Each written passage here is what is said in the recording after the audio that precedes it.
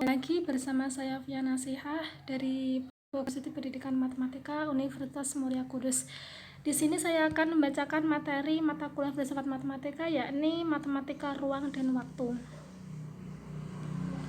Langsung saja, matematika ruang dan waktu.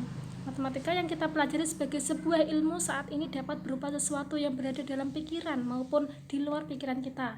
Semua itu tergantung bagaimana cara kita membaginya berdasarkan sifatnya. Matematika di luar pikiran memiliki sifat kebendaan. Ini memiliki warna, bentuk, serta apapun yang bersifat kebendaan. Dalam matematika dikenal konsep ruang dan waktu. Perlu pemahaman bagi kita untuk memahami apa yang dimaksud dengan ruang dan waktu. Menurut T. Alaric Millington dan Willy Millington, dalam kamus matematikanya mengemukakan ruang adalah suatu kumpulan unsur-unsur atau titik-titik yang memenuhi suatu himpunan postulat, sedangkan waktu adalah kuantitas yang terpisah dari ruang dan berdiri sendiri. Waktu juga merupakan sesuatu yang mengikat benda dalam ruang durasi panjang tertentu. Menurut ajaran Einstein, ruang dan waktu bersifat relatif. Apabila pengukuran ruang dilakukan dengan cara yang berbeda, maka hasilnya pun akan berbeda. Waktu juga bersifat relatif karena hasil pengukuran terhadap hubungan-hubungan yang menyangkut waktu tergantung pada pengertian keserempakan atau simultaneity. Karena apabila sesuatu terjadi, misalnya ledakan, maka kuatnya bunyi ledakan akan berbeda di berbagai tempat. Menurut Plato dalam bukunya Timaeus dan Aristoteles dalam bukunya The Physics, ruang berkaitan dengan tempat, atau dalam geometri ruang mempunyai pengertian sebagai kumpulan atau himpunan dari semua titik yang berada pada waktu yang sama. Menurut H.A. Lorentz, mengenai ruang dan waktu, dia membuat suatu teori persamaan transformasi yang melukiskan hubungan antara cara-cara pengukuran jarak juga cara-cara pengukuran waktu yang menyangkut dua pengamat yang mempunyai kerangka acuan yang berbeda dan berada dalam keadaan bergerak secara lurus yang saling mendekati.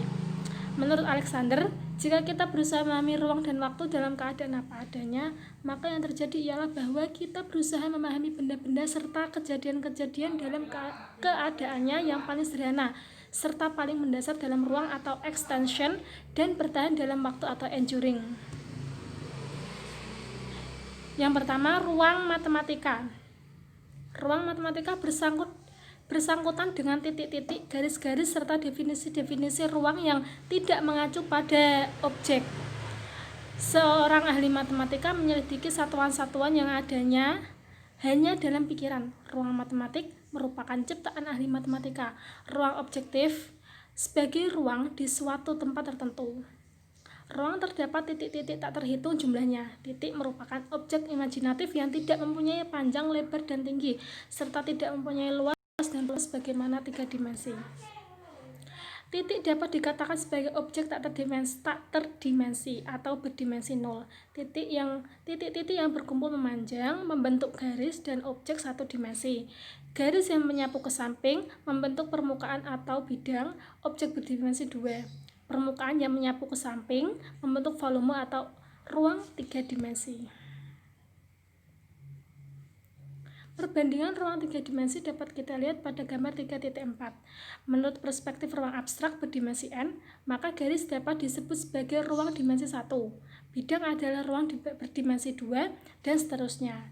Dalam perspektif ini, ruang dan waktu dapat digabung sebagai ruang berdimensi 4. Dalam kehidupan sehari-hari, kita temukan sebuah titik di atas bentuk yang rata, selembar kertas, sebuah papan tulis, dan suatu daratan tanah. Ini merupakan bidang yang berdimensi 2, sedangkan suatu kamar, lemari, meja, alam semesta merupakan bentuk ruang yang berdimensi 3, sehingga ruang mencakup 3 dimensi, yaitu panjang, lebar, dan tinggi. Kemudian waktu. Terdapat berbagai bentuk waktu, yaitu waktu objektif, waktu matematik, dan waktu mutlak. Waktu objektif dalam arti berada di luar kendali manusia, di luar diri manusia sebagai realitas tersendiri. Waktu tematik adalah waktu yang dipandang sebagai matra atau ukuran dari gerak atau waktu yang terukur. Waktu mutlak adalah waktu yang keberadaannya ditentukan atau terpengaruh oleh keberadaan yang lain. Ruang bersifat abstrak di segala arah dan semua unsur dari satuan waktu yang punya sifat yang sama. Sedangkan waktu menunjukkan lama atau durasi dari tiap detik atau bagian waktu sama dengan bagian-bagian yang lain. Matematika ruang dan waktu. Sejauh intuisi yang dipahami seorang ilmuwan bernama Kant, ruang hanya mempunyai 3 dimensi karena tidak lebih dari 3 garis dapat berpotongan sehingga ketiga-tiganya membentuk sudut siku-siku. Menurut Kant, kegiatan menggambar garis lurus yang panjangnya tak berhingga hanyalah merupakan deretan perubahan yang terjadi dari gerakan dalam ruang, sehingga hanya bersifat empiris atau panca indera. Oleh karena itu, Kant menyimpulkan bahwa untuk memperoleh konsep garis lurus, kita menggunakan intuisi murni yang bersifat a priori. Dengan demikian, menurut Kant, geometri merupakan ilmu pengetahuan yang menentukan sifat-sifat keruangan secara sintetik namun a priori. Sintetik berarti bahwa konsep-konsep geometri tidak dapat dikonstruksi hanya dari konsep murni saja, tetapi harus berpijak pada intuisi murni yang terjadi sebelum mempersepsi objek sehingga intuisinya memang bersifat murni dan tidak empiris. Pada penyelidikan terakhir, ilmuwan dan filosof menunjukkan bahwa ruang dan waktu saling berkaitan, juga menyatakan bahwa ruang dan waktu pada dasarnya tidak terpisah dan tidak berlainan. Keduanya adalah bagian yang tak terpisahkan. Ruang mempunyai 3 dimensi, yaitu panjang, lebar, dan tinggi, serta kita dapat pergi keluar angkasa.